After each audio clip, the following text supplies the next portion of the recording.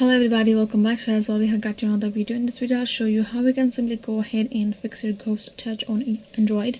But before that, please make sure to like our video, subscribe our channel, and if not any further delay, you'll simply gonna go ahead and step into our video. So there are pretty much plenty of reasons for it to happen and plenty of ways to fix it as well.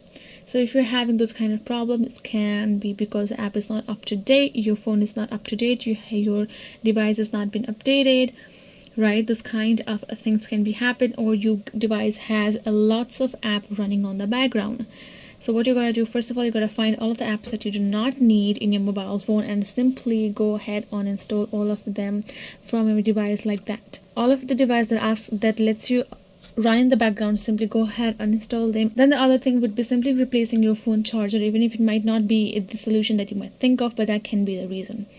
Other would be simply you can clean your phone's touch screens simply way, or you can simply replace your screen protector. Maybe that is why does have some bubble in it or some liquid that is making it happen. If this also does not stop, you have to make sure that if your device is up to date or not, and if your device has a factory reset, you can do that from your settings over here. You can go to about phone center and see backup restore factory reset option. Go ahead, use it on your mobile. It is all data, and again try to use it. That will be it.